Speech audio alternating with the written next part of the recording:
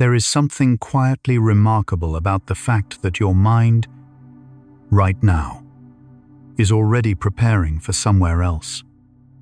Not a destination you choose, one that chooses you. Tonight, we follow stress into sleep and discover what it leaves behind in your dreams. Welcome to Sleepy Science Facts. Wherever you are right now, perhaps lying with the weight of today still settling, perhaps feeling the soft heaviness of a long week beginning to release. Let yourself be here. We'll uncover 100 psychology facts about how stress quietly shapes your dream world. From the first flicker of anxious imagery in early sleep, to the strange mercy your dreaming mind offers by morning. These calm explorations of how your mind heals itself at night create a quiet corner for curious, tired souls. A gentle like or subscribe opens the door for other restless minds to find this place too, and brings us closer to protecting this space, one sleepy soul at a time. It means everything. Settle deeper into wherever you are resting. Let your shoulders drop just slightly, your jaw unclench, your breath find its own pace. You don't need to hold on to any of these facts tonight. Just let them drift through you like quiet weather, and feel that slow, drowsy calm beginning to arrive. Close your eyes and breathe deeply.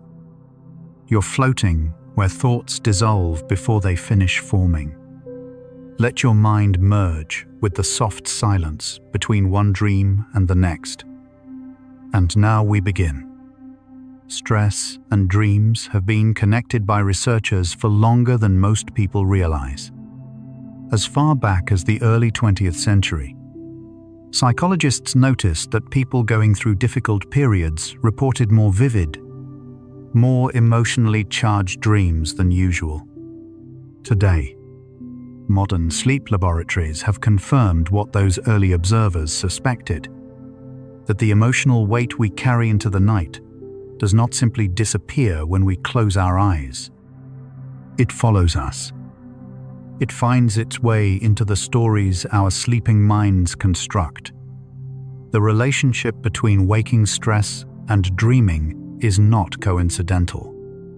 It is biological, structural, and surprisingly purposeful. Your dreams are not random noise. They are, in part, a response to everything your nervous system is still trying to process. Dreams occur primarily during a stage of sleep called REM, rapid eye movement sleep. During this phase, your brain becomes remarkably active, almost as active as it is when you are fully awake. Your eyes move beneath your eyelids in quick, fluttering bursts. Your muscles become temporarily unable to move, a natural paralysis that prevents you from acting out the events unfolding inside your mind. This is when most vivid dreaming occurs. REM sleep cycles repeat throughout the night, becoming longer with each cycle.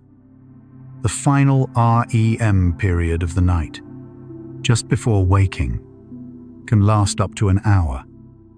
It is during these deep REM windows that stress most powerfully shapes what you experience. The amygdala is a small, almond-shaped structure deep inside the brain. It is your emotional alarm system, constantly scanning for threat, registering fear, storing the emotional weight of your experiences. During waking life, the prefrontal cortex, the rational, decision-making part of your brain, works to moderate the amygdala's responses. But during REM sleep, the prefrontal cortex becomes significantly less active. The amygdala, however, remains highly engaged. This is one reason why dream emotions feel so raw and unfiltered. The calming influence of rational thought is quieted, and emotional processing takes center stage. Stress, which already heightens amygdala activity during the day, carries that heightened state forward into your sleep. Researchers who study dream content have developed ways to analyze what appears in dreams across large populations. One widely used system, developed by psychologists Calvin Hall and Robert van der Castle in the 1960s, catalogued dream reports into measurable categories: settings, characters, emotions, social interactions, and outcomes.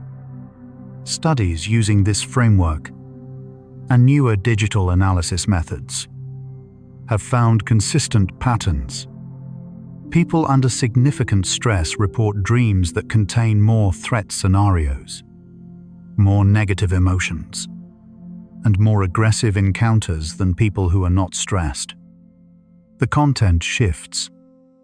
It reflects the emotional landscape of waking life. Not perfectly, not literally, but unmistakably. The hormone cortisol plays a central role in how stress crosses from waking life into sleep. Cortisol is often called the stress hormone, though that description is a simplification. It is more accurately a regulation hormone.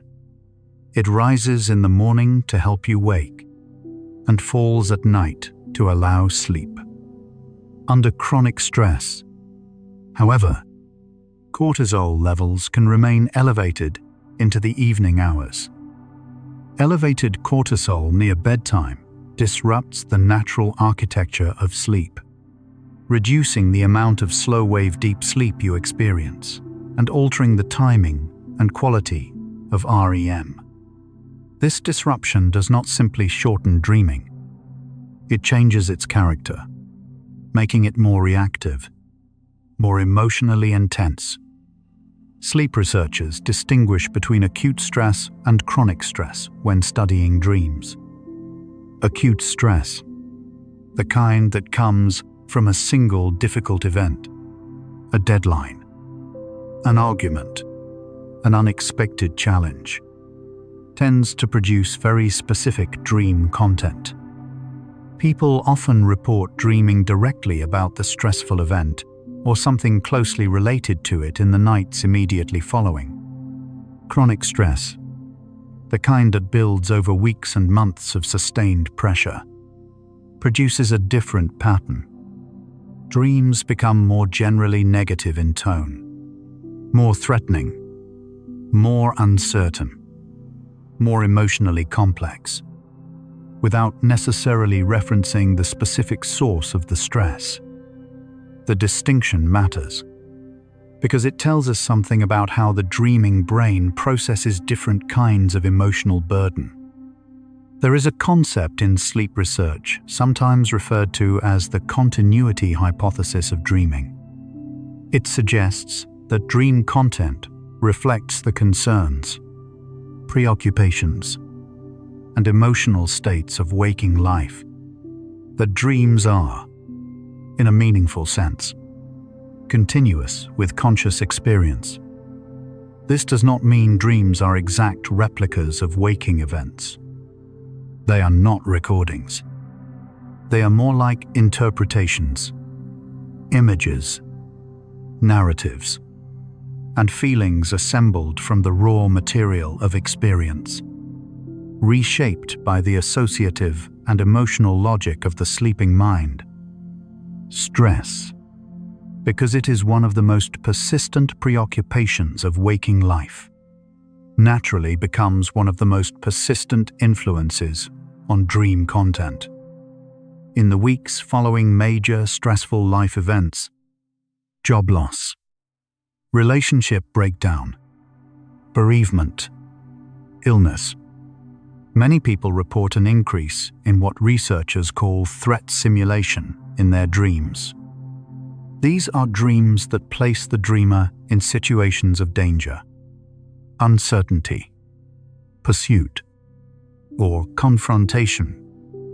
One influential theory, developed by neuroscientist Antti Revonsuo, proposes that this is not accidental. He suggested that dreaming serves a biological function, training the mind and nervous system to rehearse responses to threatening situations in a safe, consequence-free environment. Under this framework, stress-induced threat dreams are not a malfunction. They may be a feature, a kind of quiet preparation. The content of stress dreams is not random. Studies that have systematically compared the dreams of people under different kinds of stress have found identifiable clusters of imagery. Academic stress tends to produce dreams about failing exams, being unprepared, or arriving late to something important. Work-related stress tends to produce dreams about missing deadlines, losing control of situations, or being evaluated negatively. Social stress tends to produce dreams involving conflict, rejection, or misunderstanding. These patterns are remarkably consistent across different cultures and age groups. The dreaming mind appears to speak a universal emotional language, shaped by the particular pressures each person is carrying. So already, a picture is forming. Stress doesn't disappear when the lights go out. It travels with you, riding cortisol elevations, riding amygdala activity, riding all the emotional freight of the day, and finds expression in the theater of your dreams. But here is what makes this more than simply troubling. The fact that dreams reflect stress so precisely suggests that they are engaged with it, attending to it, and in some cases, as we will discover, beginning to gently dissolve it. The dreaming mind is not passive. It is working. Even now, as you rest, it is working. Some researchers have described REM sleep as a kind of overnight emotional workshop, a space where the brain may revisit difficult memories under conditions of lower neurochemical stress, gradually separating the informational content of what happened from the raw emotional charge it carried. This model is supported by evidence from multiple laboratories, though researchers continue to explore its precise mechanisms and the circumstances under which it works most and least effectively. What seems clear is that adequate REM sleep is part of how the mind moves over time, from the acute pain of difficult experience towards something more integrated and manageable.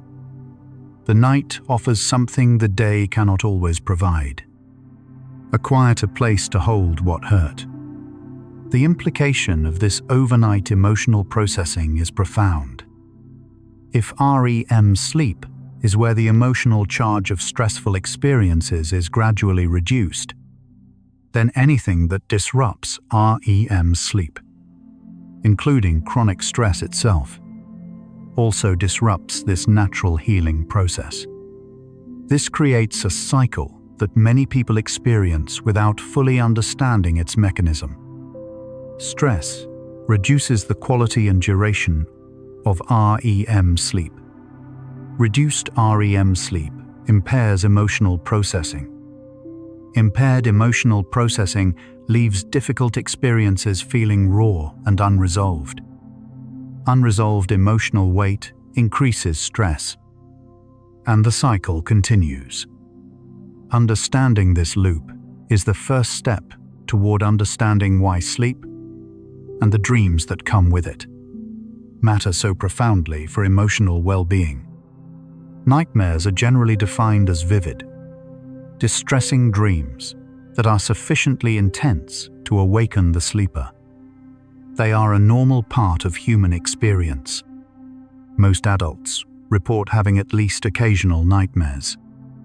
But under conditions of significant stress, the frequency and intensity of nightmares tends to increase substantially.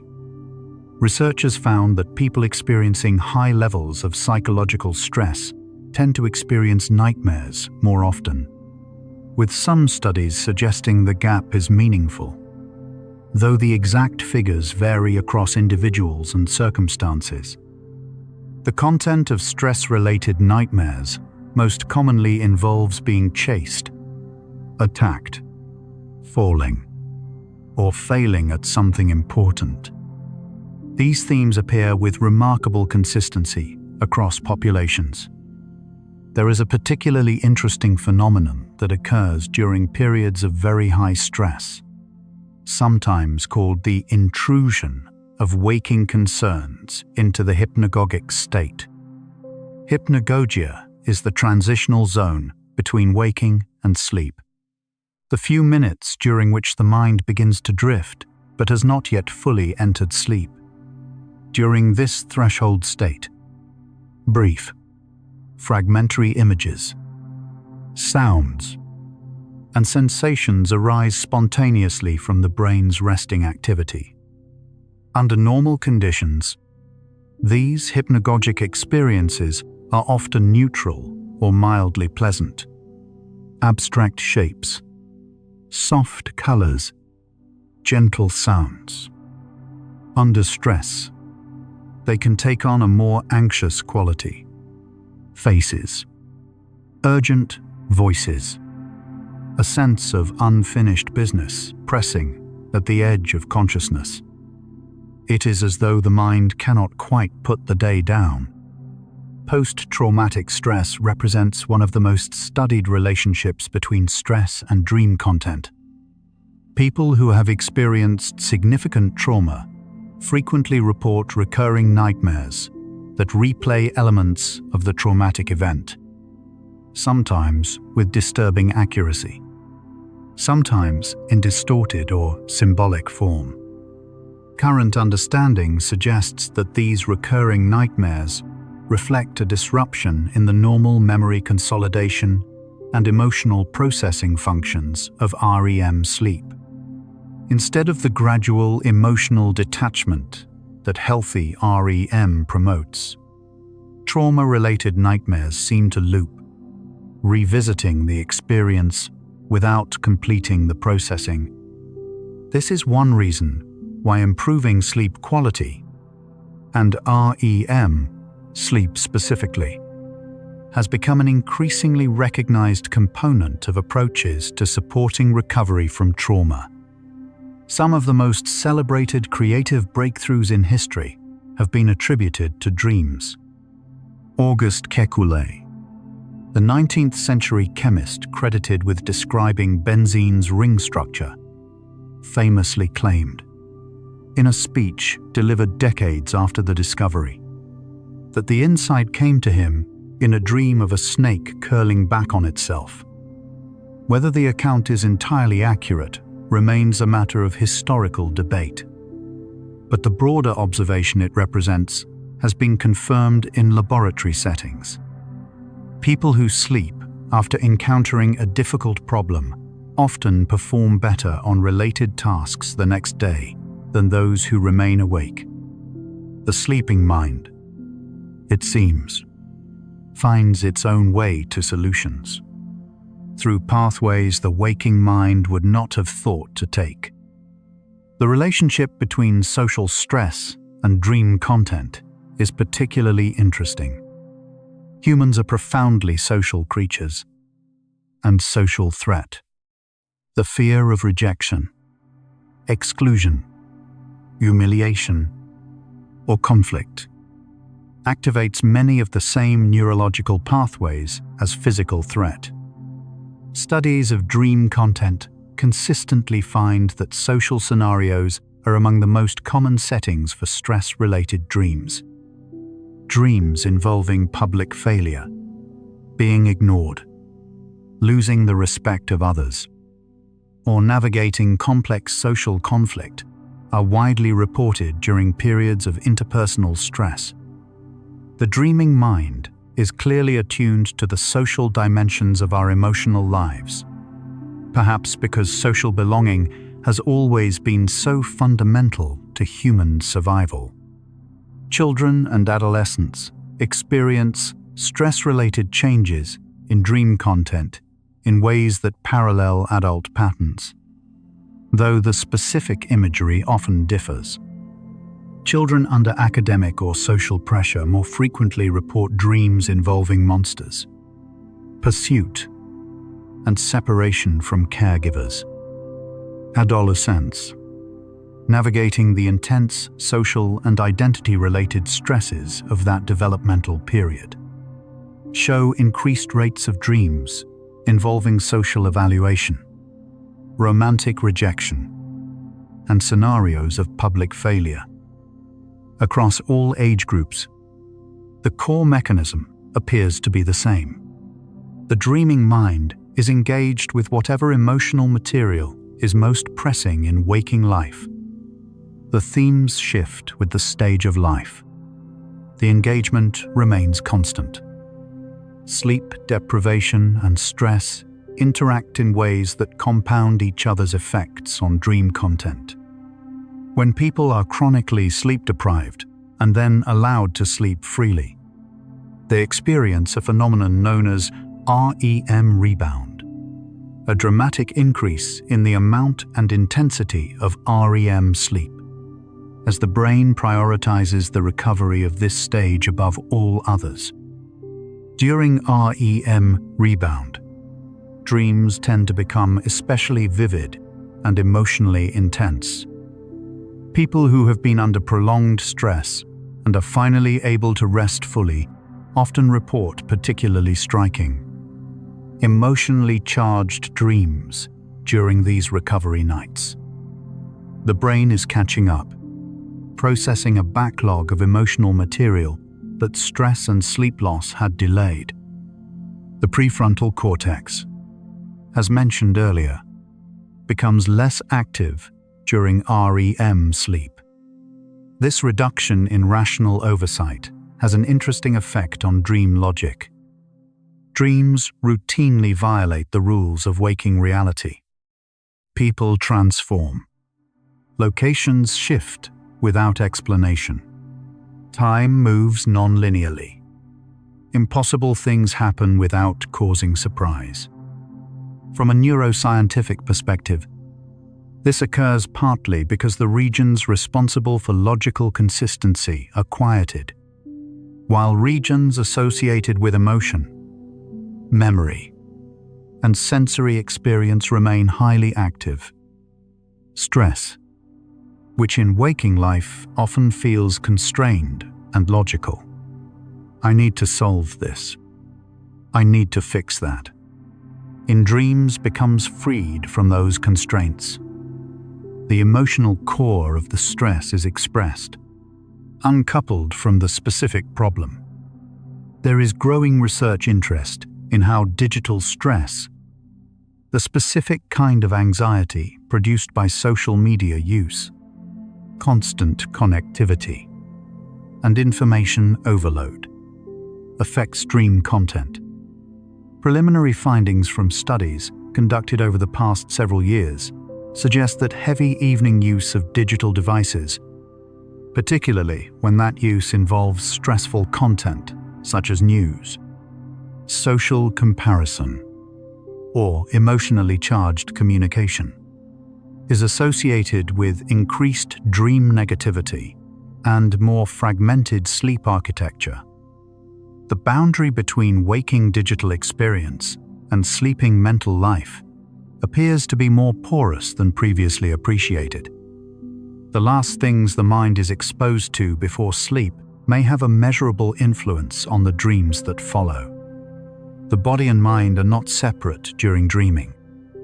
The physical sensations of stress, elevated heart rate, muscle tension, shallow breathing can influence dream content directly, People who are physically stressed through illness, pain, or physical exertion often incorporate bodily sensations into their dream narratives.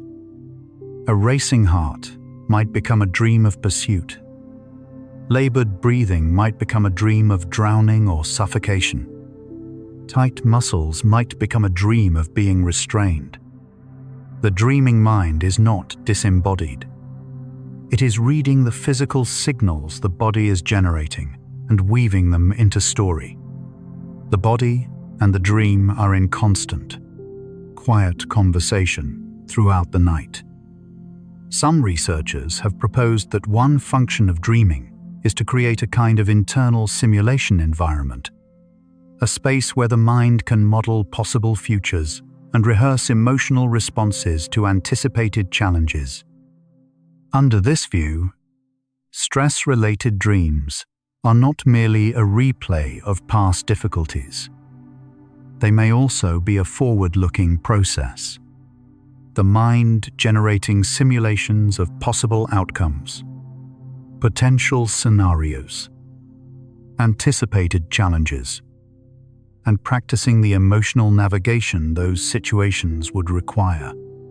This forward simulation function may be one reason why dreams so often feel urgent and real. They are designed, in some sense, to feel that way. The vividness serves the preparation. Lucid dreaming, the state in which a dreamer becomes aware that they are dreaming while the dream is still in progress, has attracted significant research attention in relation to stress and nightmares. In a lucid dream, the dreamer can sometimes consciously alter the narrative, confront threatening figures, or redirect the dream's emotional trajectory. Studies have found that people who have learned to achieve lucid dreaming states report being able to reduce the distress associated with nightmares and gain a sense of agency within the dream. Current research is exploring whether lucid dreaming techniques might be developed into accessible tools for people who experience frequent stress-related nightmares. The findings so far are cautiously hopeful. And so, 25 quiet facts into our journey. A clear shape is already forming. Stress speaks in dreams. It raises the emotional volume of the night's interior life, fills it with familiar anxieties in unfamiliar forms, and drives the brain to work, sometimes to rehearse, sometimes to process, sometimes, perhaps, to imagine its way toward resolution. The dreaming mind is not a passive screen.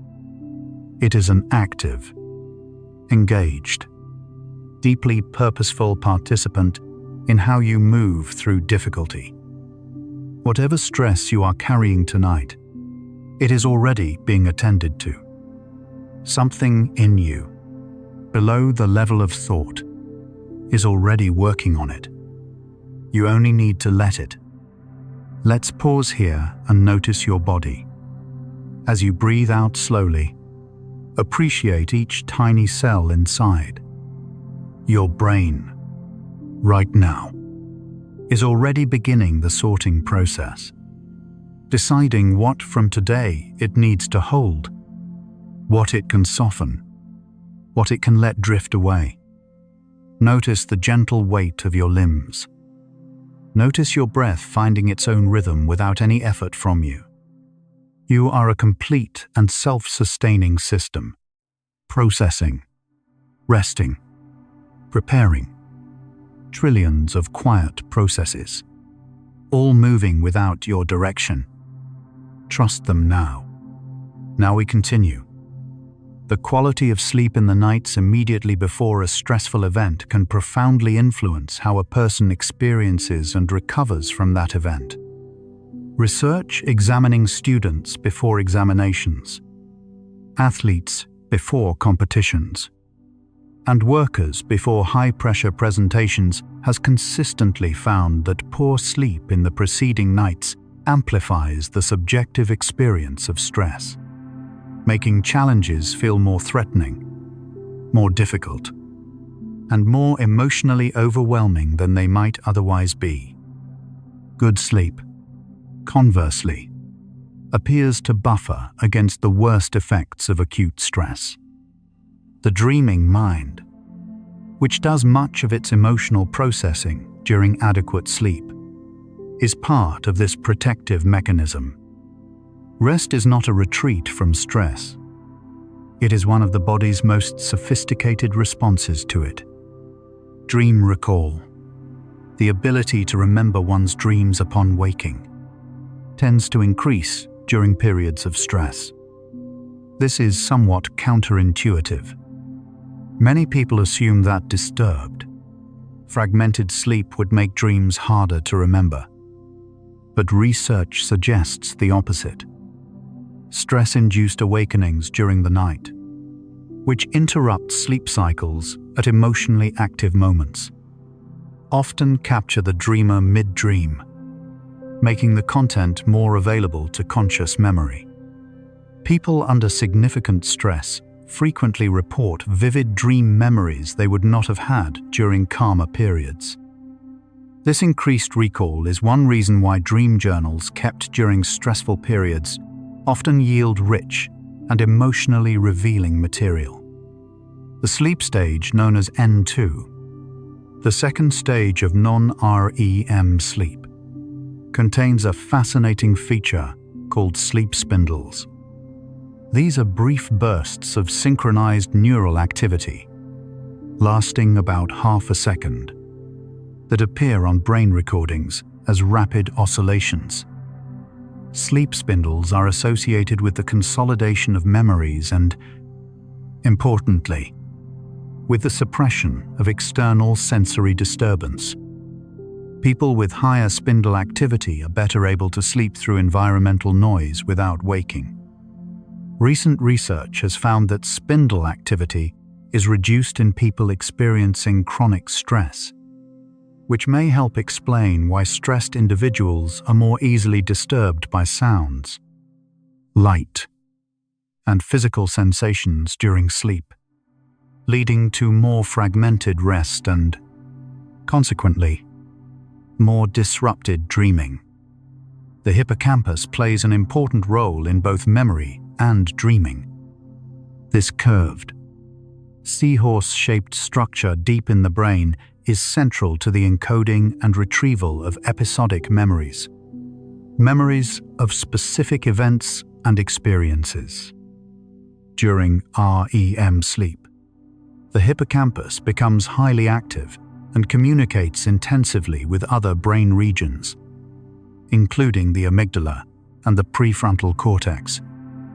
This nightly communication is believed to be part of the process by which recent experiences are integrated into longer-term memory networks.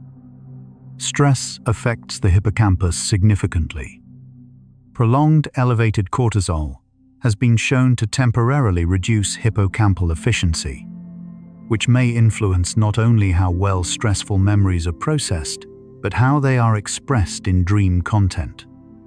Dream content studies conducted across different cultures have consistently found that the most universally common negative dream themes, being chased, falling, being unprepared, losing something important, appear across populations that otherwise differ dramatically in language, tradition, and circumstance.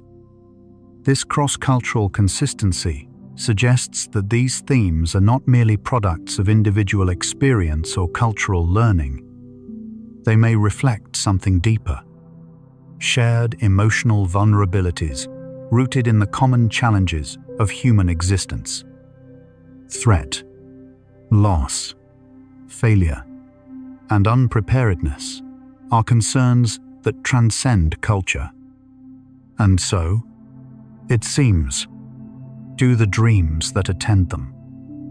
In this sense, your stress dreams connect you to every human who has ever lain awake in the dark, mind working, world pressing in. The relationship between anxiety disorders and dreaming has been extensively studied. People diagnosed with generalized anxiety disorder, panic disorder, and social anxiety disorder consistently report higher rates of negative dream content, more frequent nightmares, and greater overall sleep disturbance than people without these conditions. Importantly, some research has found that the severity of nightmare distress is a meaningful indicator of the overall burden of anxiety, not just a symptom alongside others, but a window into the depth of the emotional material the mind is managing. Addressing sleep and dream quality has therefore become an increasingly recognized component of comprehensive approaches to supporting anxiety management, alongside other established methods. There is an interesting relationship between the emotional tone of the final waking thoughts before sleep and the emotional tone of dreams that follow. Studies using mood induction techniques, showing participants emotionally valenced films, photographs, or written material just before sleep, have found measurable effects on subsequent dream content. Positive material tends to be followed by more positive dream experiences. Distressing material tends to be followed by more negative ones. This finding carries a quiet practical implication. The emotional environment of the hour before sleep may matter, not in a rigid or prescriptive way, but in the gentle sense that what the mind is dwelling on as it crosses into sleep can influence the territory it explores once there. The phenomenon of recurring dreams is particularly associated with unresolved stress.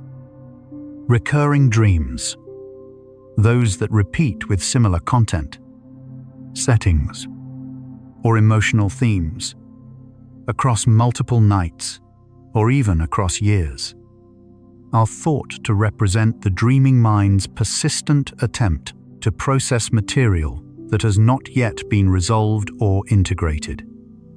The most common recurring dream themes reported by adults include being late, losing teeth, being unable to speak or scream when in danger, and returning to school or a former job.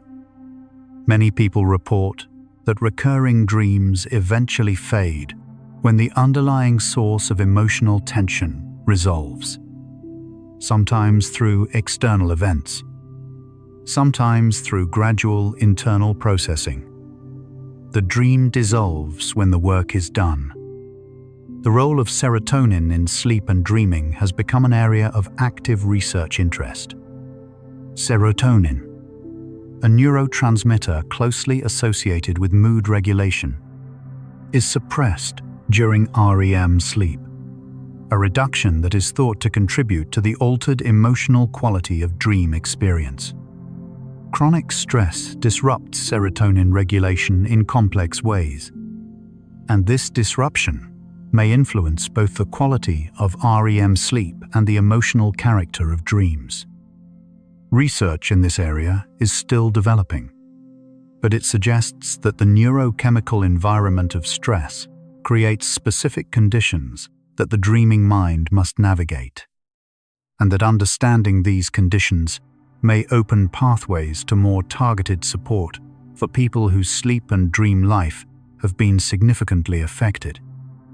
Work-related stress has been one of the most studied categories in dream research, perhaps because it affects such a large proportion of the adult population.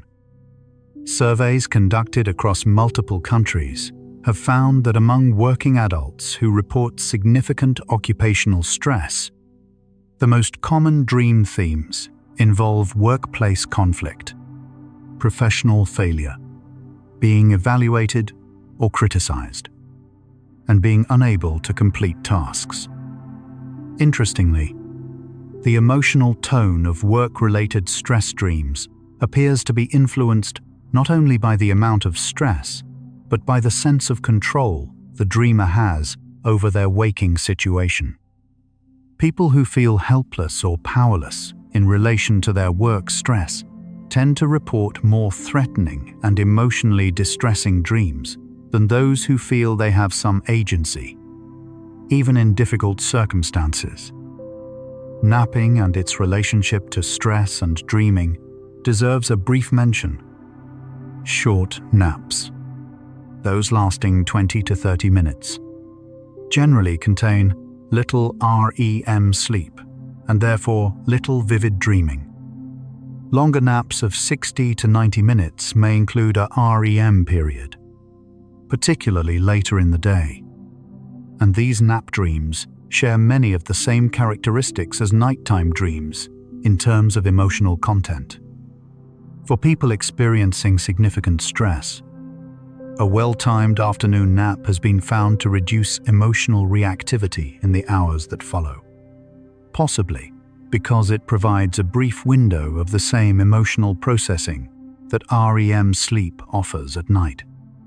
The brain does not require darkness to do its quiet work. Exercise and its relationship to stress-related dreaming is another area of growing interest. Regular, moderate physical activity has long been associated with improved sleep quality across multiple dimensions. Faster sleep onset, more slow-wave deep sleep, and more stable REM cycles. People who exercise regularly under conditions of stress report fewer nightmares, less emotionally distressing dream content, and better overall sleep quality than sedentary individuals under comparable stress loads. The mechanism appears to involve multiple pathways: reduced cortisol reactivity, improved mood regulation, better body temperature regulation, and enhanced slow-wave sleep, which provides a deeper foundation for subsequent REM. Movement during the day has a quieting effect on the night. The content of dreams can be influenced not only by psychological stress, but by the physical experience of sleeping itself. Body position, room temperature, the sounds in the environment, and even the quality of the mattress and bedding have been found to influence dream content in measurable ways. Cold temperatures tend to produce more negative and threatening dream imagery. Uncomfortable physical positions can produce dreams involving restraint or discomfort. This sensitivity of the dreaming mind to its physical environment reinforces the understanding that dreaming is not a purely internal, psychological event. It is a whole-body experience, responsive to the full range of conditions the sleeping self inhabits. Music and sound have been used in several research contexts to attempt to influence dream content. Soft, slow, melodically simple music, played at low volume during the early stages of sleep, has been found in some studies to be associated with more positive dream reports upon waking. This area of research is still preliminary, and many methodological questions remain open. But the basic finding, that auditory input during sleep can influence the emotional texture of dreaming, is consistent with what is known about the sleeping brain's continued sensitivity to the external world. The ambient soundscape of sleep is not irrelevant to what happens within it. What surrounds you as you rest becomes, in some small way, part of where you go. So here, at the midpoint of our first great arc of facts, the evidence speaks clearly. Stress reshapes dreams.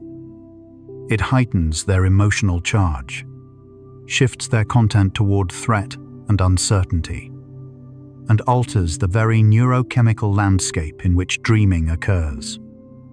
But it also, and this is the quieter, more hopeful part of the story, sets in motion the processes by which those same emotions are eventually metabolized, softened, and resolved. The dreaming mind under stress is not simply suffering. It is engaged in some of the most sophisticated emotional work the brain ever performs. And all you have to do, tonight, is allow it to continue. You're still here, still listening, still drifting with us through these quiet discoveries. Take a slow breath. Feel your body a little heavier than it was 10 minutes ago. We're exploring the hidden interior of sleep together. You and everyone else lying in the dark tonight. All of us carried by the same gentle current. There's no rush. Let's continue. Grief represents one of the most profound forms of stress the human mind encounters, and its relationship with dreaming is particularly tender. People who are grieving frequently report vivid dreams of the person they have lost. Dreams in which the deceased appears alive, communicates with warmth, or simply inhabits the familiar spaces of shared life. These visitation dreams, as they are sometimes called, are widely reported across cultures and appear to serve an important emotional function. Many bereaved individuals describe them as a source of comfort rather than distress, a space in which the felt presence of the lost person can be briefly, gently maintained. The dreaming mind, in these moments, is offering something that waking reality cannot. The sleep architecture of grieving individuals shows specific patterns. Studies have found that bereaved people often show elevated REM density, more intense and prolonged REM periods, in the weeks following a significant loss. This is consistent with the understanding that the brain is directing increased resources toward emotional processing during this period. Some researchers have proposed that the vivid, emotionally rich dreams that accompany grief are part of a natural and necessary processing sequence, one that, when it is allowed to unfold without disruption, supports the gradual integration of loss into a person's ongoing sense of self and world. Sleep, in this light, is not an escape from grief. It may be one of the places where grief is most actively tended. The concept of emotional memory reconsolidation is relevant to understanding how dreams interact with stress. When a memory is recalled, it temporarily becomes unstable, open to modification before being restored. This is known as reconsolidation. Research suggests that REM sleep may facilitate a kind of gentle reconsolidation of emotionally charged memories, allowing them to be re-encoded with somewhat reduced emotional intensity. Over time, across many nights of adequate REM sleep, this process may contribute to the natural fading of the acute emotional charge associated with stressful or traumatic experiences. The memory of what happened remains, but the felt weight of it, the visceral reactivation, gradually softens. Time heals, in part, because sleep does its quiet work within time. Mindfulness practice has attracted growing research attention in relation to both stress and dream content. Studies examining the sleep and dream reports of individuals who practice mindfulness meditation regularly have found some interesting patterns. Regular meditators under stress tend to report more positive and neutral dream content than non-meditating individuals under comparable stress loads. They also tend to experience less nightmare distress and show more stable sleep architecture during stressful periods. One proposed explanation is that mindfulness practice enhances the capacity for emotional regulation during waking life, and that this enhanced regulation carries forward into the sleeping state. The skill of observing difficult emotions without being overwhelmed by them appears to extend, in some measure, into the dream space. The relationship between daytime rumination and nighttime dream content deserves particular attention.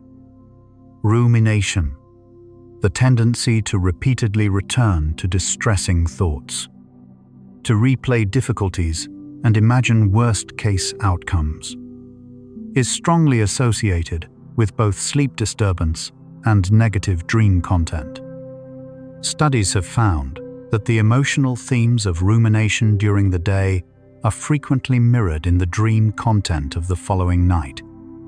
This connection suggests that the mind carries its unfinished processing into sleep with particular fidelity. Whatever is turning and turning in the thoughts of the day finds its way, in some form, into the dreams of the night. The mind does not easily put down what it has not yet found a way to hold differently. There is an intriguing body of research examining how creative and imaginative individuals experience stress-related dreaming differently from those who identify less with creative pursuits. People who score high on measures of openness to experience and creative engagement tend to show greater capacity to incorporate stressful material into metaphorically rich, narratively complex dreams. Dreams that transform the emotional content into imagery, story, and symbol, rather than simply replaying it in distressing form. This creative transformation may serve a particular kind of processing function, one that makes the emotional material more manageable by giving it meaning, form, and distance. Art and dreaming, it seems, may draw on some of the same fundamental capacities of the human mind. The immune system and stress are quietly intertwined, each influencing the other in ways that extend deep into the body's nightly repair. Chronic psychological stress suppresses immune function through multiple pathways, many of which involve the same hormonal and neurological systems that regulate sleep. Conversely, inadequate or disrupted sleep, of the kind produced by stress, further impairs immune response. This interaction means that the costs of stress-related sleep disruption are not limited to emotional well-being. They extend to physical resilience, recovery from illness, and the body's capacity to maintain itself over time. Sleep, and the dreaming that occurs within it, are not peripheral luxuries. They are foundational to the whole of the body's functioning. To protect sleep is to protect everything that depends on it. Children who experience stress at home, parental conflict, economic instability, caregiver absence, show measurable changes in their sleep and dreaming patterns that are distinct from the stress responses of adults. Research in developmental psychology has found that young children under chronic household stress tend to experience more sleep fragmentation, more night wakings, and more dream disturbance than children in stable environments.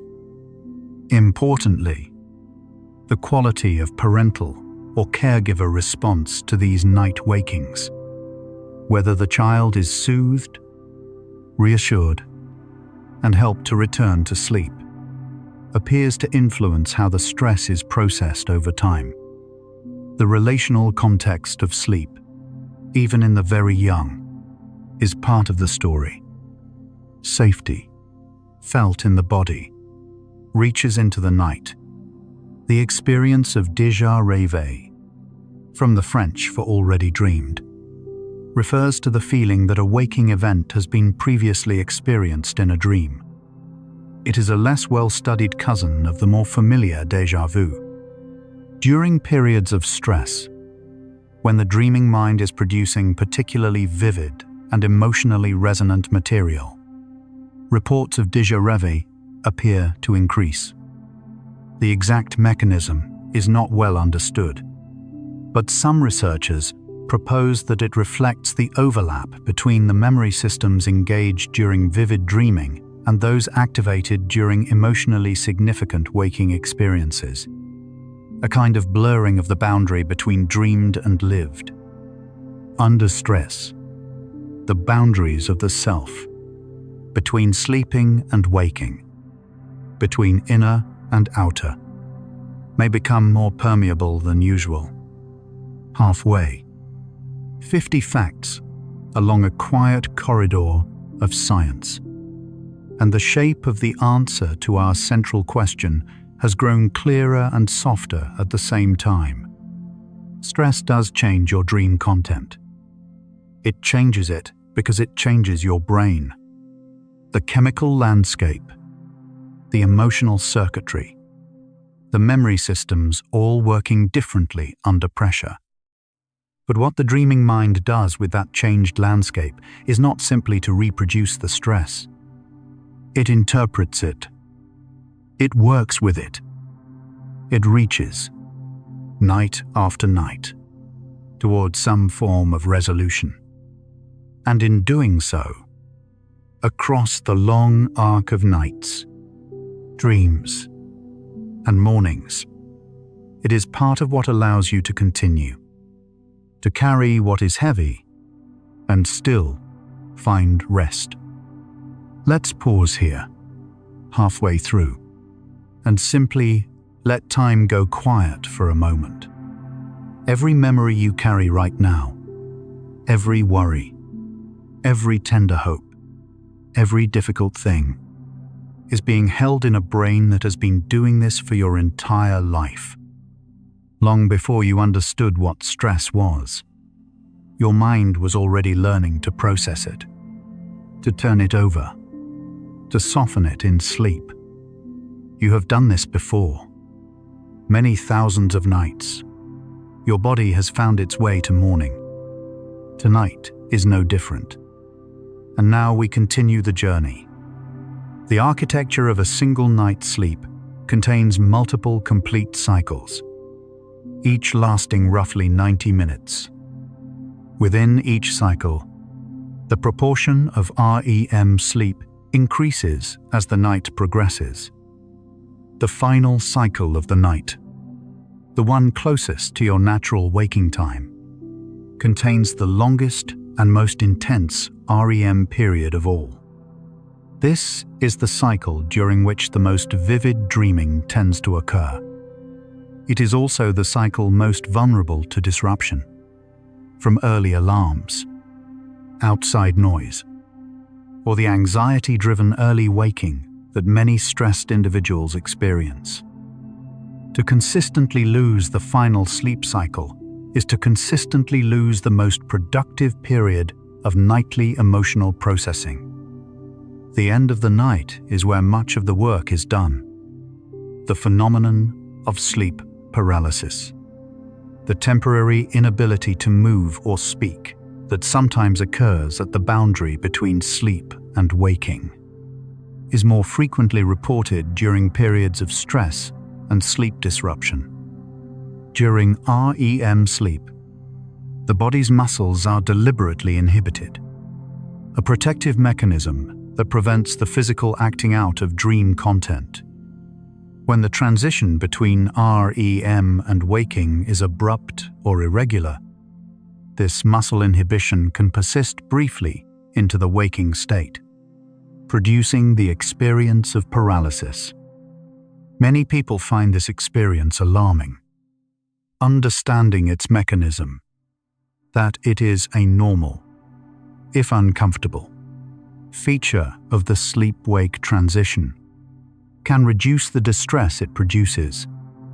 The body, even in this strange moment, is simply following its design.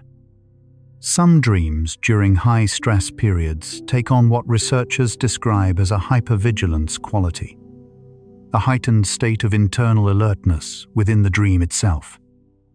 The dreamer perceives the dream environment as subtly threatening, even when no explicit threat is present. Rooms feel unsafe. Familiar faces seem unfamiliar. The emotional register of the dream is tense without a clear reason. This hypervigilant dream state appears to reflect the carried-forward activation of the brain's threat monitoring systems. The same systems that, during waking stress, make ordinary situations feel potentially uncertain. In the dream, the alarm is still sounding, even when nothing specific has triggered it. The body does not always know the difference between real and dreamed unease. Colors in dreams are another area of gentle research interest. The majority of people, somewhere around 70 to 80%, based on several survey studies, report dreaming in color at least some of the time. During periods of stress, some people report a shift in the dominant colors of their dream palette. Less warm light, fewer blues and greens, more gray, brown, and shadow. These are subjective reports, difficult to study rigorously, and individual variation is significant. But they fit a pattern that is consistent with what is known about how emotional states influence perception and imagery generation in the brain. The emotional temperature of the dreaming mind appears to express itself, among other ways, in color.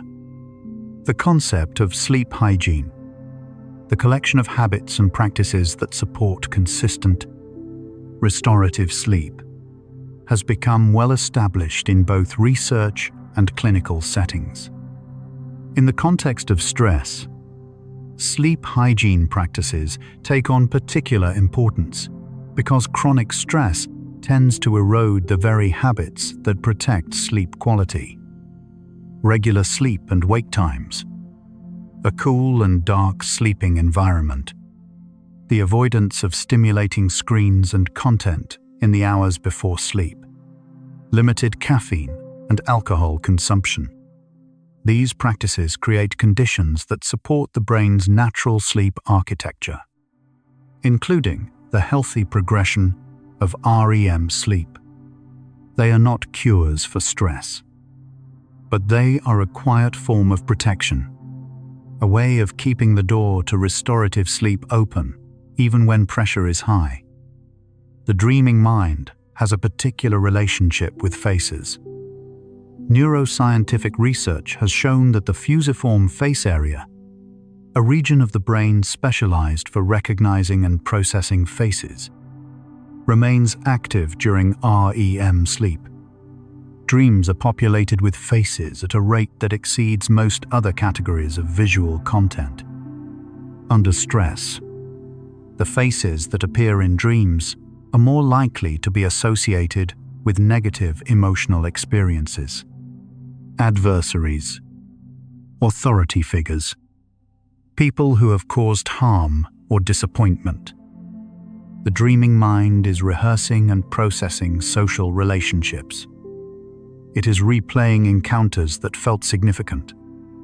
It is, in its own wordless way, trying to understand what happened between people and what it means.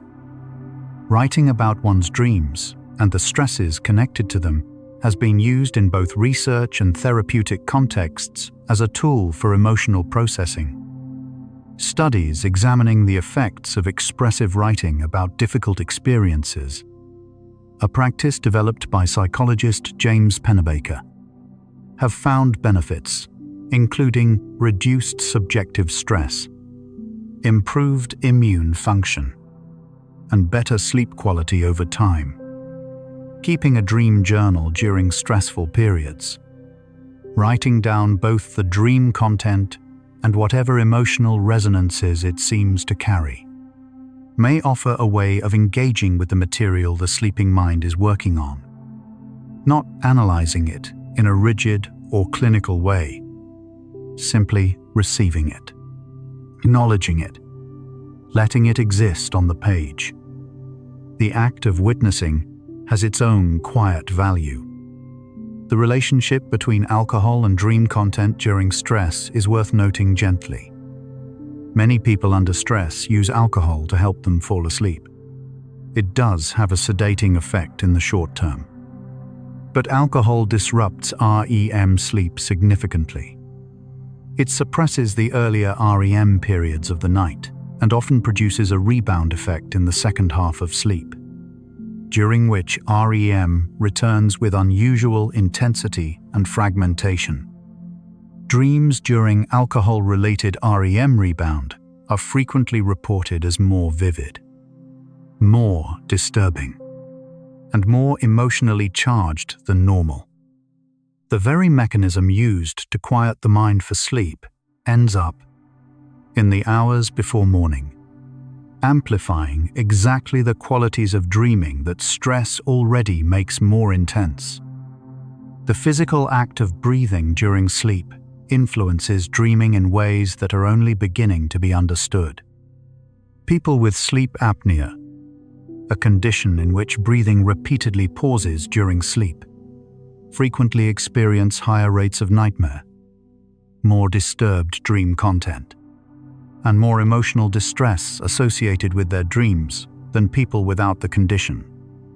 This appears to be related partly to the repeated micro-awakenings that apnea produces, interrupting sleep at moments of REM activity, and partly to the physiological responses that accompany each breathing disruption. Treating sleep apnea through various established methods has been found to improve not only sleep quality overall, but the emotional character of dreaming. To breathe easily through the night is to dream more gently. There is a kind of dream that some researchers have called the master dream, a dream that recapitulates the dominant emotional theme of an entire period of a person's life, compressing weeks or months of experience into a single vivid narrative. These dreams often occur at moments of transition, the end of a demanding project, a move, the conclusion of a difficult relationship. People frequently report them as having a particular quality of completeness, a sense that something has been said, or shown, or concluded. Whether these master dreams represent the culmination of a sustained processing sequence, or are simply experienced as such in retrospect, they point to the remarkable capacity of the dreaming mind to find meaning in accumulation, to see the arc of a chapter that the waking self could only see one day at a time. The science of chronobiology, the study of biological rhythms and their influence on health and behavior, has illuminated important aspects of how stress interacts with the sleep-dream cycle. Individual differences in circadian rhythm type, whether a person is naturally inclined toward earlier or later waking, influence not only when sleep is easiest, but when dreaming is most vivid and complex. People whose natural sleep timing is misaligned with their required schedule. Those who must wake significantly earlier than their biology prefers, show patterns of chronic partial sleep deprivation that affect REM sleep disproportionately. For these individuals, social and occupational stress is compounded by a structural sleep deficit that increases emotional reactivity and alters dream content in ways consistent with heightened internal stress. The clock matters. The body's clock and the schedule it is forced to keep. Dreams involving flying are among the most widely reported positive dream experiences across cultures. People describe flying dreams as liberating and associated with a sense of freedom and control during periods of stress. The reported frequency of flying dreams tends to decrease relative to calmer periods, and when they do occur, they are more likely to involve struggling to maintain altitude, being pursued while airborne, or failing to reach a desired destination. The feeling of being unburdened, of rising above difficulty, of moving freely. These are among the first things stress seems to take from the dream world, and perhaps among the first to return when the pressure begins to lift. The relationship between storytelling and dreaming has fascinated researchers and philosophers for a very long time. Dreams are, structurally, a form of narrative. They have characters, settings, sequences of events, and emotional arcs. The brain constructs these narratives from the raw material of memory, emotion, and expectation. Some researchers have proposed that dreaming is, in part, the brain's way of practicing narrative, building and testing stories about self and world, finding ways to make sense of experience through the fundamental human tool of story. Stress, which often involves a sense of narrative disruption, the story of one's life moving in an unwanted direction, may drive particularly intense narrative activity in dreams, as the sleeping mind tries to construct possible continuations, possible resolutions, possible ways the story might still be all right. The skin, the body's largest organ, registers stress in profound ways. Through tension, temperature change, flushing, perspiration. These physical expressions of stress are registered by the nervous system and can influence dream content in subtle but measurable ways. Some research has found that increased skin conductance, a measure of sweat gland activity associated with arousal, during sleep correlates with the occurrence of more emotionally intense dream episodes. The boundary between the dream and the body is not a wall. It is a membrane, porous, responsive, transmitting signals in both directions. Your body carries you into the dream. Your dream carries you back to the body. And somewhere in that exchange, something is always quietly being resolved. We are now 2/3 of the way through our 100 facts. And the question we began with, how does stress change dream content, has been answered from many angles. It changes the frequency of negative imagery. It changes the emotional intensity of dreaming. It changes the neurochemical environment in which dreams occur. It changes the architecture of sleep that supports them. And it changes, too, the relationship between dreaming and waking, making it more porous, more pressured, more insistent. But through all of these changes, the dreaming mind continues its fundamental work, attending, processing, offering, in the deep of the night, whatever it is capable of offering, which is, it turns out, quite a great deal. The sense of smell, while not a dominant feature of most people's dream experience, does occasionally appear in dreams, and when it does, it is often connected to emotionally significant memories. The olfactory system has a unique neurological pathway that connects it directly to the limbic system, the brain's emotional and memory center, without the intermediate processing steps that other sensory inputs undergo.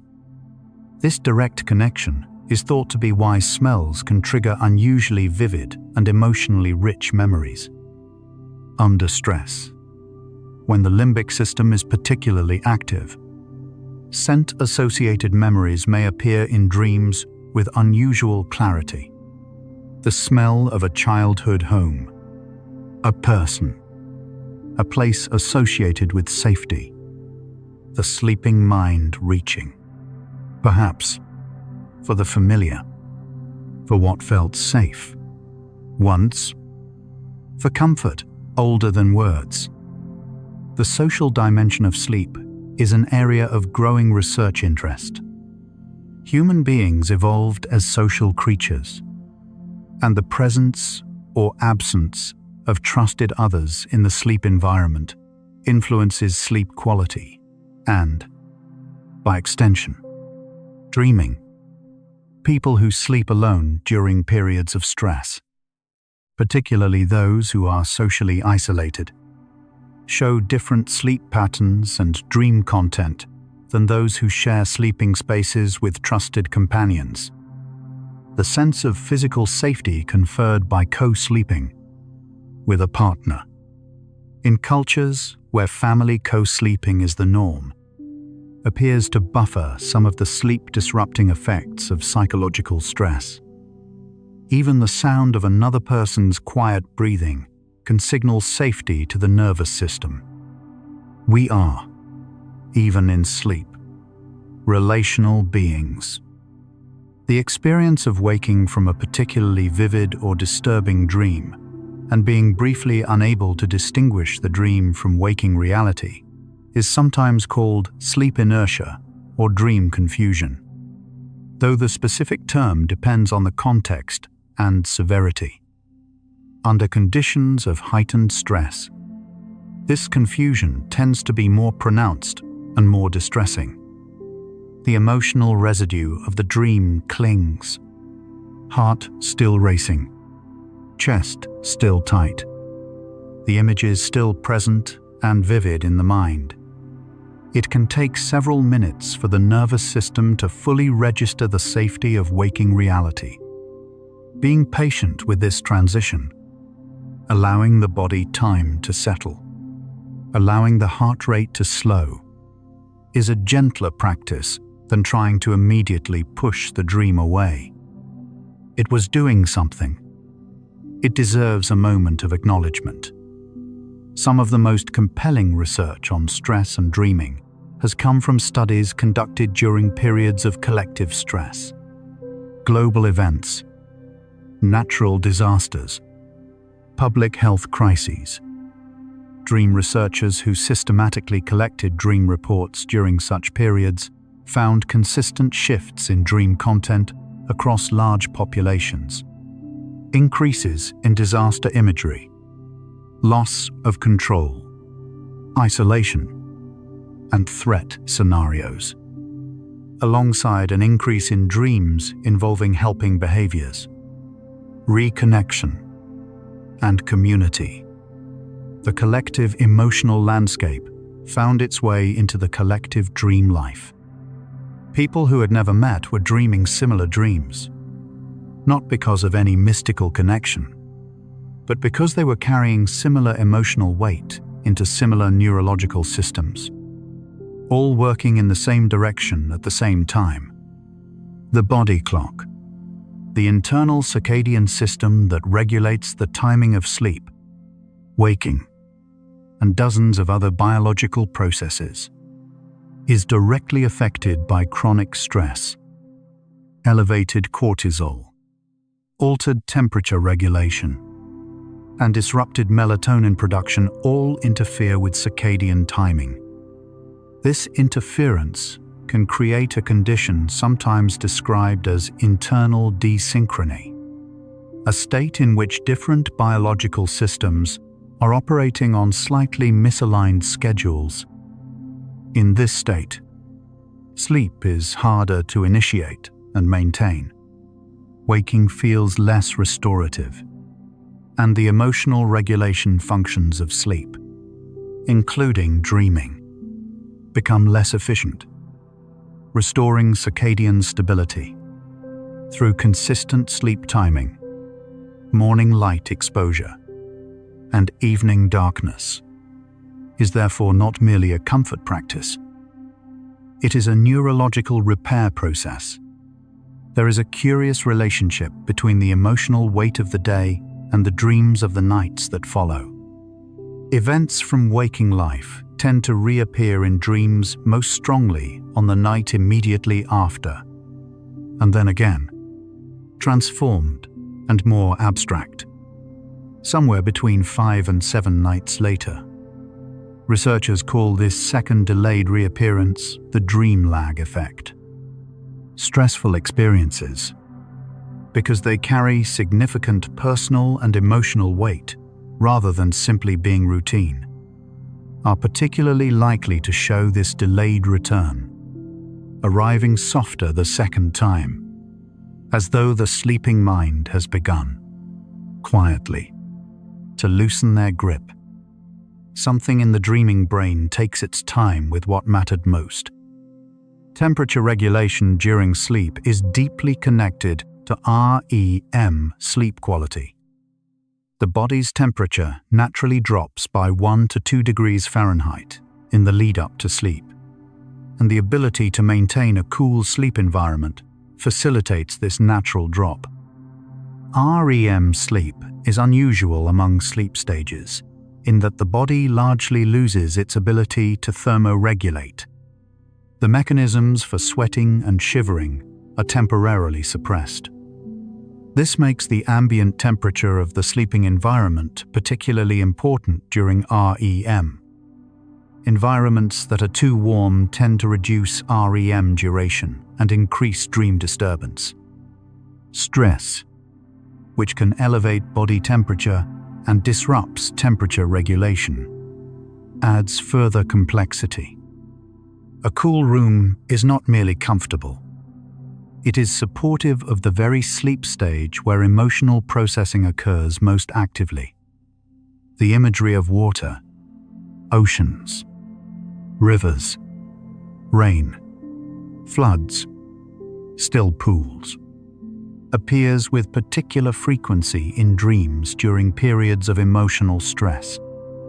Water is one of the most universal symbols in human culture, associated across many traditions with emotion, the unconscious, depth, and transformation. Whether this symbolic resonance is built into the dreaming mind or learned through cultural exposure, the statistical reality of water's frequency in stress dreams is well documented. Calm water tends to appear during periods of relative emotional stability. Turbulent, overwhelming, or murky water tends to accompany periods of stress and anxiety.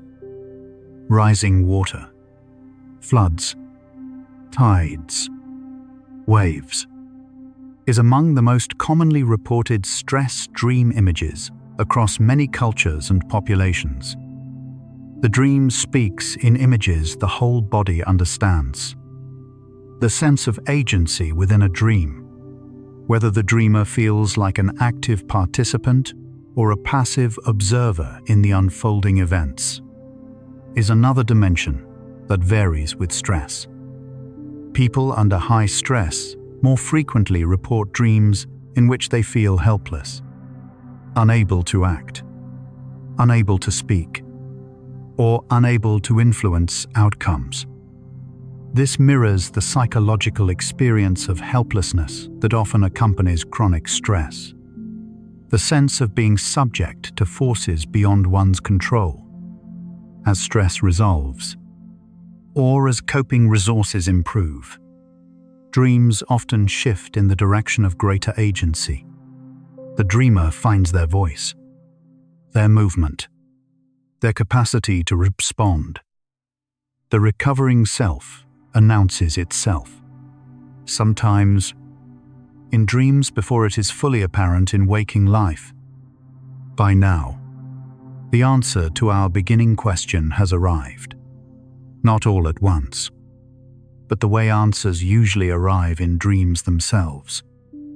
Gradually, in layers, through images and connections rather than declarations. Stress changes your dream content by heightening its emotional charge, shifting its themes toward threat and uncertainty, and altering the neurological and hormonal environment in which dreaming occurs. But it also, and this is the quieter, more hopeful part of the story, engages the dreaming mind in its most essential work. The work of attending to what is difficult, processing what is painful, and moving, night by night, in the direction of something more integrated, more whole. The dream that troubles you may also be the one tending you. Both things can be true at the same time. You might be feeling very quiet now. That's perfectly fine. Breathe slowly. Think about cycles. Your breath moving in and out. The tide of sleep and waking that has carried you through every night of your life. You don't need to hold any of this. The cycle continues without your effort. Like the deepening of your breath, something in you already knows the way. You are part of that cycle. You always have been. Let everything unfold in its perfect order. Unhurried, unresisting, simply continuing. We're almost there now. Dreams are not the cause of your stress. They are the shape stress takes when the mind is finally free enough to speak without interruption. The emotional weight that has no language during the day finds form in the dark, in image, in stories, in the wordless logic of sleep. In that freedom, if you allow yourself to notice it, there is something that feels almost like kindness. The mind, for all its difficulty, does not abandon what it carries.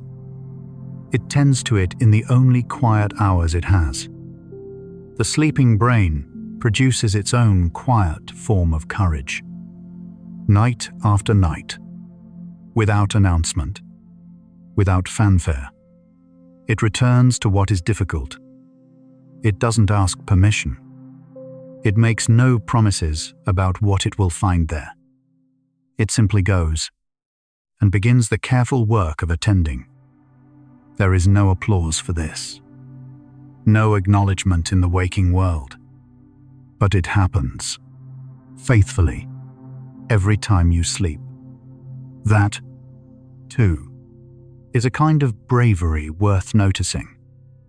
Children who are taught that dreams are safe, even frightening ones, tend to develop a healthier relationship with their dream lives as they grow. The reassurance that a dream cannot harm them, that it is only the mind doing its necessary work, allows the dreaming self to proceed without the added weight of fear of itself. Something about being told it is safe to feel what you feel in sleep seems to make the waking life a little more navigable too. Some research has found that people who are experiencing periods of personal growth, learning something new, making meaningful change, becoming something they were not before, report more vivid and emotionally complex dreams during those periods. Growth, like stress, involves the processing of new and sometimes difficult experience. The dreaming mind rises to meet it, working through the night with the same attention it brings to hardship. Perhaps growth and healing are not so different, seen from the inside.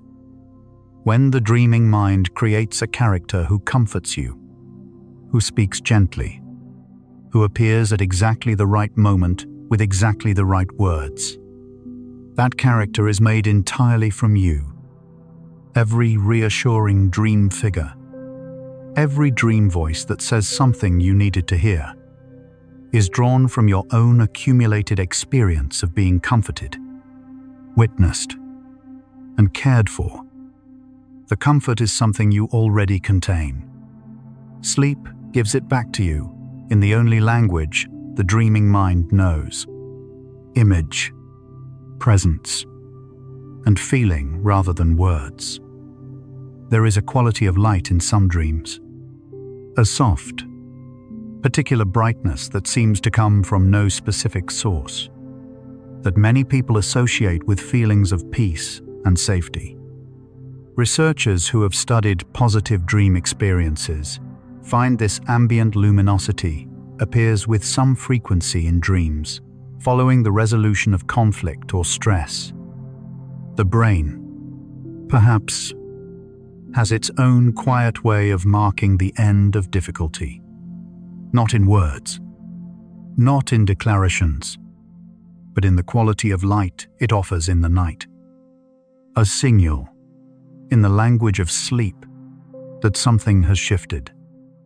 The dreaming mind does not experience linear time the way the waking mind does.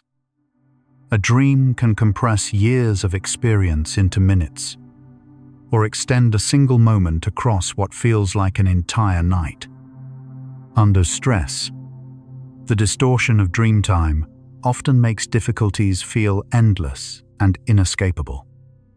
As stress begins to resolve, the same quality of distortion can make peace feel vast, as though there is more of it than there should be, more than waking life ever quite allows. The same mechanism, differently colored by whatever the heart is carrying. Animals dream too. Research has demonstrated that rats replay the mazes they have navigated during the day, their hippocampal neurons firing in precisely the same sequence during sleep that they fired during the original experience.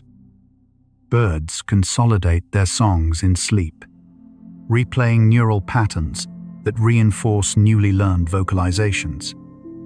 Even octopuses have been observed entering states that researchers have cautiously described as possibly dreamlike, their skin flickering with color changes during what appears to be a kind of active sleep. Dreaming, it seems, is one of the oldest forms of processing that living creatures have found. You are in very old company tonight.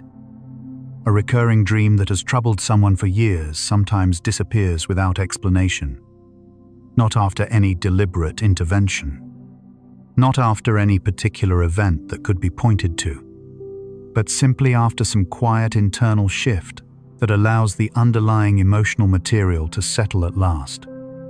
The dream's work, whatever it was, is gently completed, and it does not return. This dissolution is one of the more tender things the dreaming mind does. Knowing, somehow, when to let go of what it has been holding. Across a lifetime, the hours spent in vivid dreaming add up to something remarkable. Based on estimates of average REM duration across the lifespan, researchers have suggested that by the time most people reach older age, they may have spent the equivalent of several years, perhaps 5 or 6, in the interior world of dreams. Whether the figure is precisely right or simply close, the implication is the same. Dreaming is not a footnote to waking life. It is a substantial portion of it.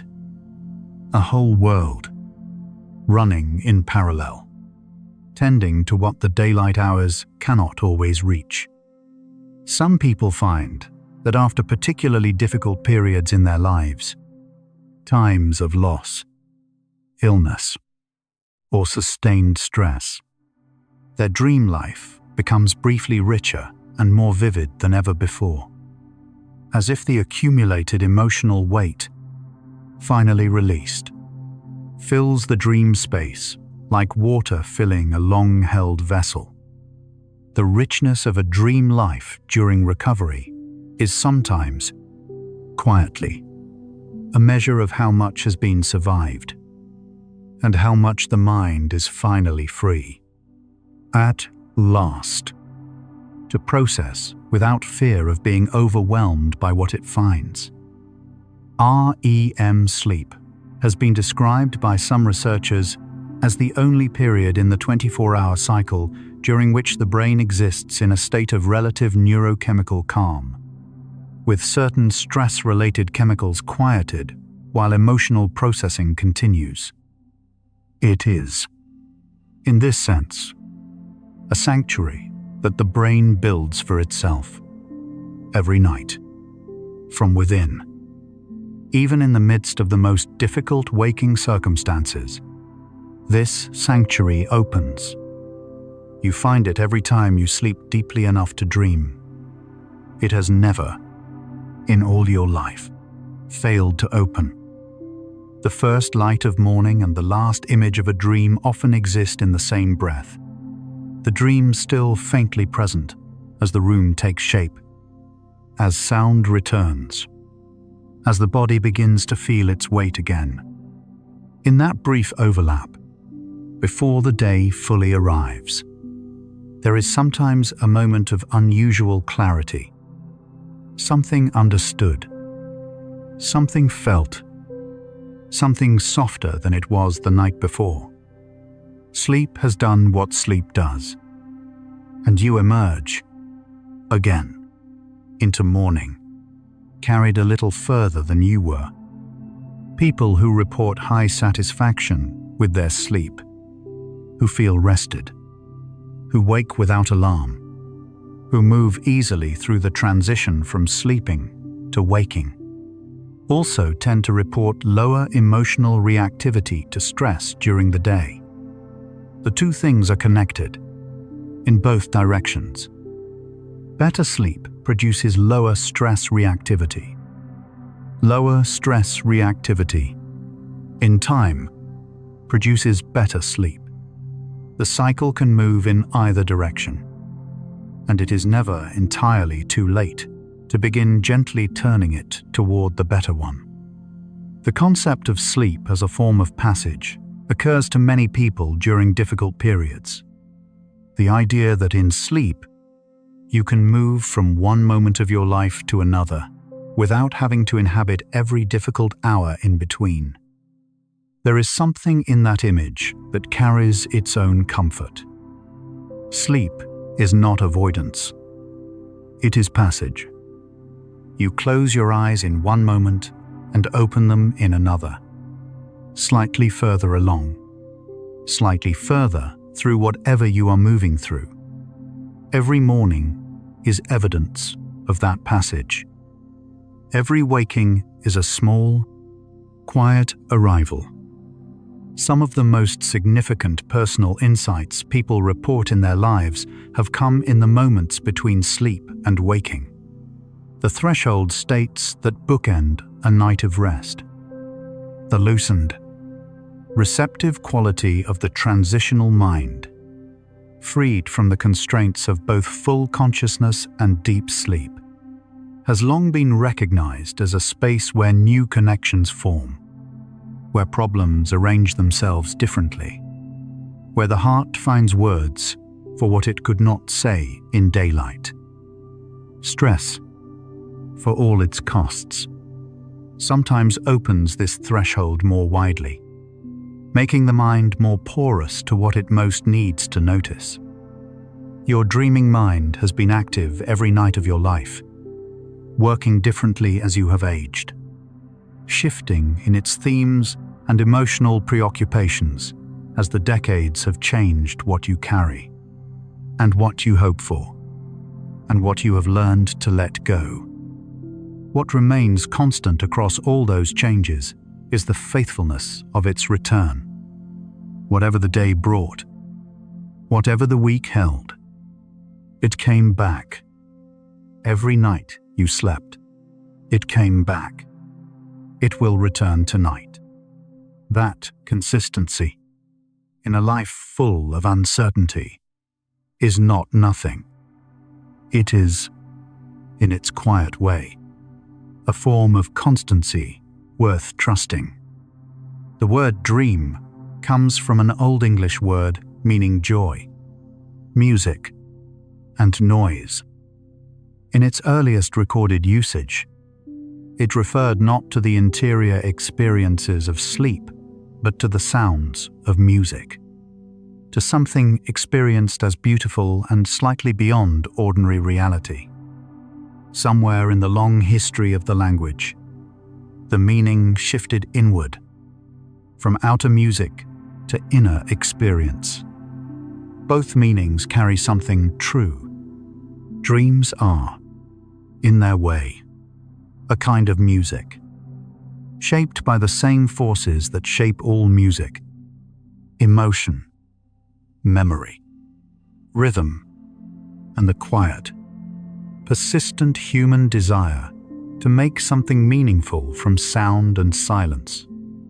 When the most difficult period of your life is eventually behind you, and research on human resilience consistently suggests that most difficult periods do eventually move behind, the dreams of that time will remain somewhere, part of you, not as wounds, but as records, evidence of what was survived, evidence of what the sleeping mind attended to, night after night, in the dark, evidence that even in difficulty, the brain continued its faithful work, processing, tending, offering, building, in the only quiet hours it had, towards something that would eventually resolve. And so we arrive at the final fact of our journey. Gently. Stress changes your dream content. It changes what appears in the theater of your sleeping mind. The images, the emotions, the sense of what is possible or uncertain. But in changing what appears there, it also changes what the sleeping mind is given to work with. And the sleeping mind, it turns out, is capable of extraordinary work. It processes, it reaches, it sometimes, in its deepest moments, offers something that can only be called care. Whatever you are carrying tonight, it is already in the most attentive hands you have, your own. And so our quiet journey through the science of stress and dreaming comes to a gentle close. We began with the question of how stress finds its way into the stories your sleeping mind tells. And we discovered that it enters through biology, through memory, through the very hormones and brain structures that govern both your waking struggle and your sleeping repair. We wandered from the amygdala's quiet alarm to the sanctuary of REM sleep's lower neurochemical tide. We moved from the weight of grief's tender visitation dreams to the grace of recurring images that dissolve when their work is finally done. Along the way, we found that the dreaming mind under stress is not simply suffering. It is attending. And attending, it has always been. To you. Tonight. In the dark. Dreaming reminds us that the mind never truly stops caring for us. Much of its deepest work happens in silence, beneath awareness, in the private hours when no one else is watching. The dreaming self is patient in a way the waking self rarely manages to be. It returns, night after night, to what needs returning to, without complaint, without asking, without needing to be thanked, by pausing to notice, as you have tonight. We glimpse the extraordinary faithfulness that exists, quietly, within the ordinary fact of sleep. In these final minutes, take the deepest breath you can.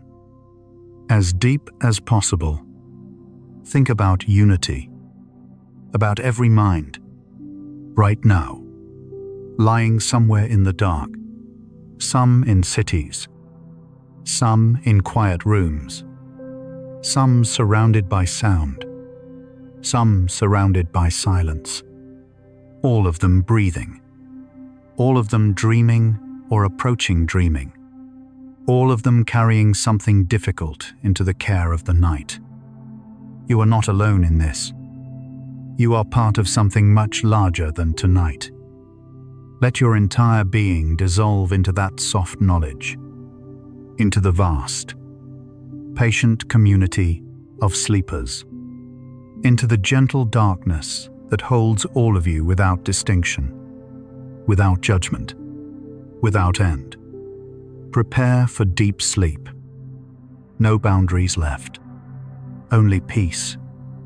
If these quiet discoveries about how your dreaming mind tends to you during stress brought you any comfort tonight, perhaps share this gently with someone who might need to hear it. Someone who hasn't yet discovered that their stressed and restless nights may be their mind's most faithful form of care. One quiet share. One more sleepy soul finding their way here. But there is nothing to do now. Nothing at all. You have traveled far tonight. Not across space, but through the quiet interior of what it means to be a mind under pressure, and still be able to rest. You can allow these thoughts of stress and dreaming to fade now, like the last image at the edge of a dream already passing, present for a moment, then gently becoming part of everything, leaving only the still, unhurried calm behind. Let your breathing deepen. Let your body feel heavier, as if a patient, invisible weight has settled across you, not constraining, only holding you. If sleep comes, let it carry you the way the dreaming mind always does. Not with force, not with explanation, but with perfect, wordless precision, into a realm where time and weight no longer matter. If your eyes are still open, the next video is waiting for you, ready to continue the journey. But if they're closed, stay there. Stay in the darkness that feels safe and warm. Tomorrow, whatever you are carrying will still be there. The night will not have resolved it completely, but something in you will have moved, however slightly, however quietly, in the direction of being able to carry it more gently. Tonight belongs to stillness. Rest well, sleepy soul. And remember, your dreaming mind has never, not once, stopped working for you. Good night.